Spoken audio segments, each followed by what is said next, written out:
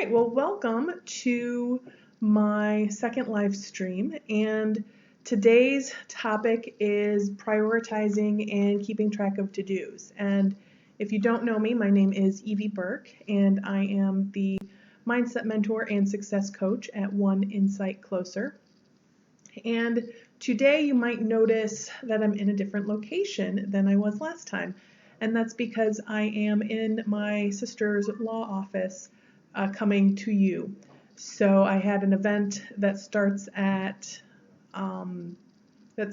later today that I just decided to come down early and hang out with my sister for a bit and have lunch with her. And then she allowed me to come in and use one of their empty offices. So yay for her.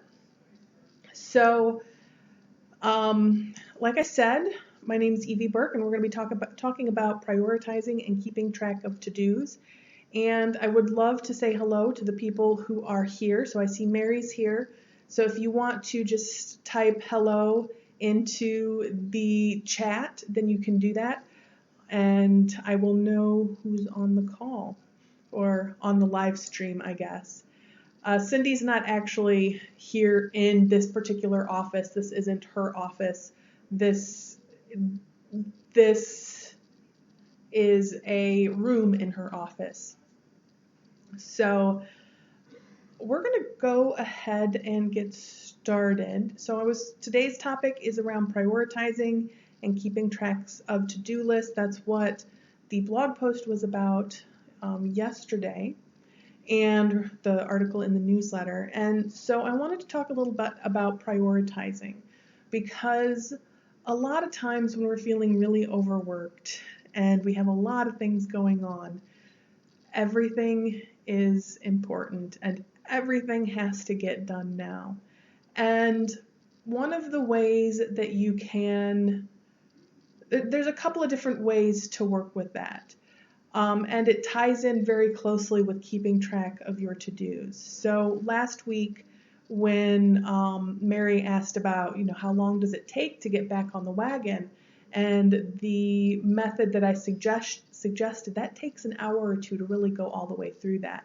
And that method is writing down absolutely everything that you have to do, just doing a brain dump and everything that's in your head that needs to be done, whether it's a to-do or a project or a decision that needs to be made or an appointment that needs to be made or a call that needs to be made.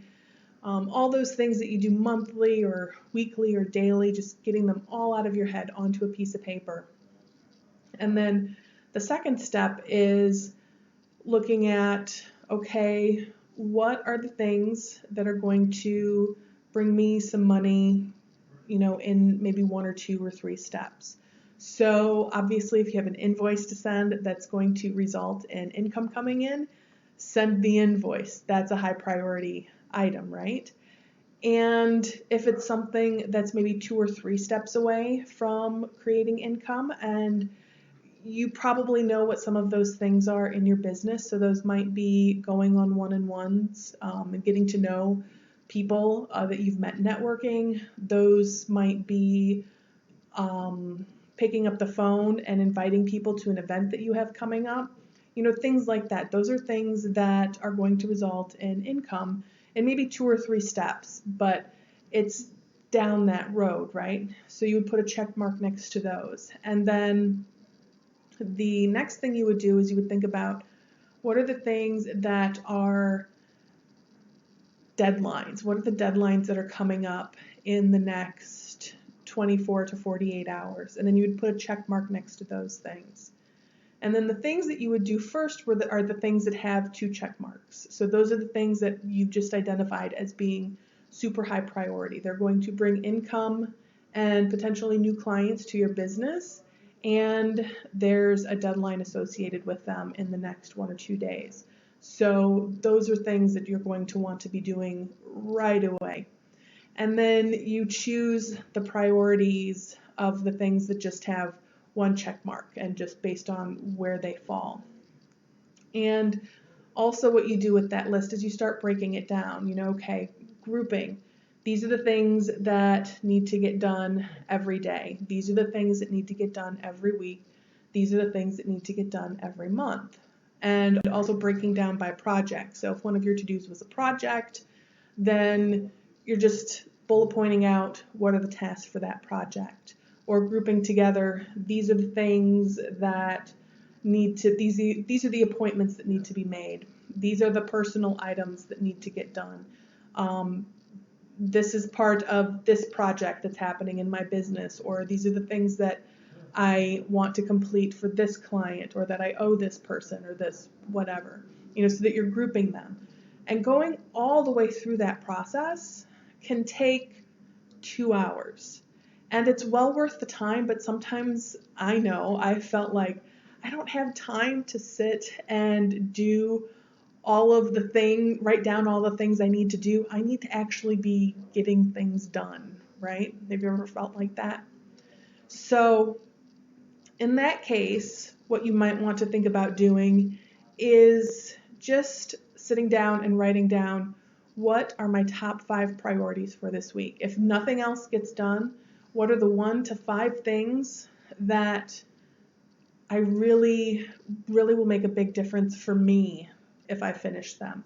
I'll feel like I got a lot accomplished if I finish these 5 things, and I'll be putting myself in a good position for next week, right? So you have your top 5 things for the week, and then each day you choose, what are 3 things that I want to get done today? And ideally you pick at least one of the top 3 for the week, and then 2 other incidental things, right? So then those are the things that you want to focus on today. And then you want to keep a piece of paper under those lists, that as individual tasks pop up, as you remember them, you write them down. So now you're not sitting down and trying to remember all of this at once. You're just writing them down as you think of them. And it can take some of the time off of that 2 hours when you're kind of spreading it out a little bit. And then once you feel like you kind of have a control over, okay, I know these are the things I need to get done this week, and these are the things I need to get done today, you'll start making some progress, and then maybe it'll feel more doable to sit down and to actually group these things the way that I talked about. And I know it can still be very, very daunting. The other thing to think about when you're prioritizing, and absolutely everything is super, super important, is to think about what's really important for you in your business, and in your personal life, because I know a lot of times it's not just our business that's causing us stress, it's the other responsibilities that we've acquired. And in the blog post I shared the story of Anne, which is actually a story of me, where I had taken on so much and I was involved in so many things, and I had this impression that I was the only one who could really do a good job in these things. And if it was important to me to be involved, then I needed to be like super involved. And it wore me out. It really wore me out, and I was really tired and not making the progress in my business that I wanted to make because I was spending so much time in other places. And it got to the point where I was really frustrated with the amount of time I was spending doing these other things. So what I ended up doing was looking at what's really important for me to do right now. What are the things that I really want to be focusing on, and where are my priorities really? So I just looked at how much time do I have, and what are the things that I would miss if I wasn't doing, or I'm just really passionate about. And so I stepped back from a number of things, to the point where a couple of people asked me if everything was still okay, because I had stepped back from so much. And I just told them, yeah, things are fine. I just needed to reevaluate where I was spending my time. And they're like, all right, we just wanted to make sure that everything was okay, which I really appreciated. So again, I just want to pause in here and say, if you have popped on My name's Evie Burke. You probably know that if you found me here. And if you want to just say hello in the chat, then I would love that. Then I know who's watching today. And any questions you have around this topic or in general, I'm happy to answer. And you can type those in the chat. We can have a little interaction. So back to the story about stepping back from things, I really had to look at what was really important to me and just trust that those things that I was stepping back from, that if they were important to other people too, then somebody else would step up and would take ownership of those things. And that's what happened, is other people stepped in, they had other ideas, they had a different approach, and it was really good for those things, for those groups to have some new blood in them and some new ideas and fresh faces. So sometimes the things that we're really afraid to let go of, when we do let go of them, they can do things that we would have never thought of. So if everything is feeling important, go back to the videos that I posted. I reposted one to the blog a couple of weeks ago over Thanksgiving, and look at how to decide to say no. What are the things that maybe it's time to say no to, or the opportunities that are coming your way that maybe aren't actually the good fit? Just because somebody thought of you for some activity or for some group, that's fabulous, but that doesn't mean that you have to take that on. It's your time, it's your energy, and you get to decide, how you want to spend that time and that energy.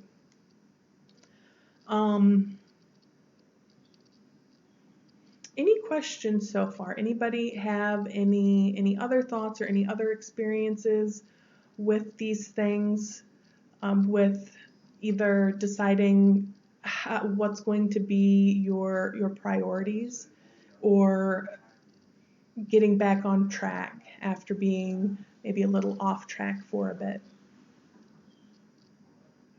And I know there's a delay, so I just wait a little bit to see if somebody has something to say.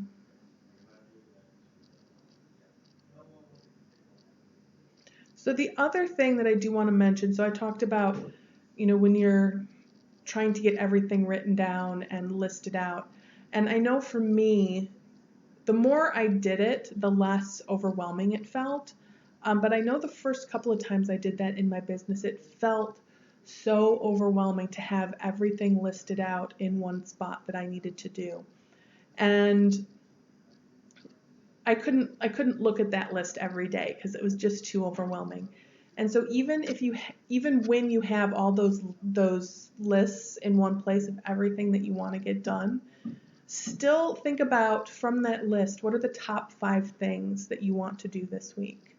What are the 5 secondary things to get done after the top 5? And what are the 5 additional things you want to get done that week?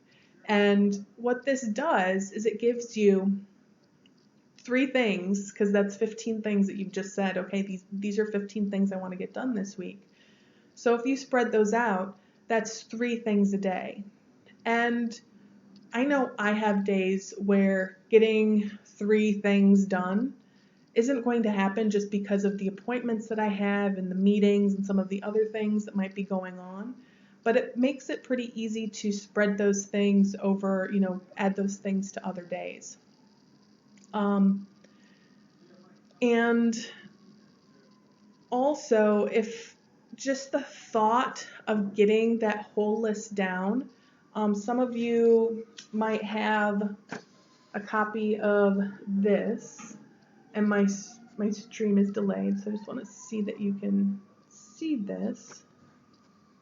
Yeah, you can see it. There we go. Which, it walks you through the process that I talked about. It walks you through filling out, just listing out everything that you have to do, and then looking at putting a check mark next to the things that have a specific deadline associated with them, and things that are income generating. And then again, just the things that have 2 check boxes next to them, or 2 checks next to them, those are your high priority tasks. And I also know that it can be really overwhelming to be looking at that list and seeing the things that you're going to wait on. But it's also very powerful to recognize that even though some of those things that don't have the 2 check marks next to them, that you're saying those are the things you don't want to work on, but if you hadn't have gone through and done the process, then those might be the things that you would have been working on this week. It gives you a way to look at sometimes the things that we do that really aren't the highest priority tasks, but maybe they're just in our comfort zone. And again, if this process is really overwhelming to you, then one of the things that I'm starting to offer is sitting down with you, whether in person or virtually, and going through this process with you. So when you go through it with someone else who is really familiar with this process, it does a couple of things. One, you don't get sidetracked. And 2, I can help you flesh out some of those projects and really lay them out. I did this with a client of mine. I've done this with some clients of mine, and I know one in particular just was so surprised because she came into that session just thinking that there was no way that she was going to get this project done before it was due for the client. And we just walked through everything that needed to get done, all of the things she had on her plate that needed to get done in the meantime, and we just fleshed it out. And she was actually surprised that once it was all listed out and in order and she could see what needed to get done, she's like, it actually is less stressful now because I actually know what needs to get done instead of everything bouncing around in my head. Having it on paper was really empowering for her. So if that's something you're interested in, please reach out and let me know. You can reach me at evie@oneinsightcloser.com. And at the website, you'll find an email address to reach out to me from there. I don't have anything else for you guys today. So if anybody has any questions, this is the time to ask. If you don't, that's fine too. And we'll close up at 20 minutes. So there's no reason for me to continue to talk. I've covered the items that I wanted to cover, and I'm happy to stay on and answer any questions anybody has or share any stories that anyone has that they want to share in the comments.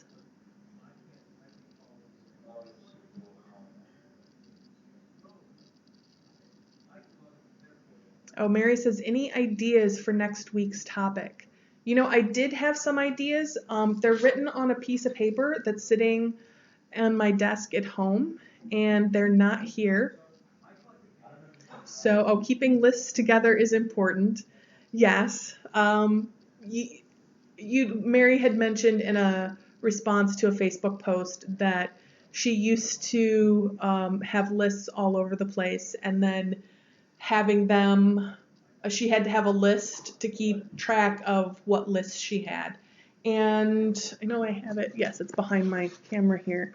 I keep mine. I showed you last week the binder the empty one. This is the binder that I use. I'm moving it the right way. And so it keeps everything together. And I don't have it listed out the way that the other one was, but I have my master list. I have this is some of this week's list where it just lists out up at the top the week, what I have to do this week, and even things that maybe aren't this week but are the things that I want to have top of mind.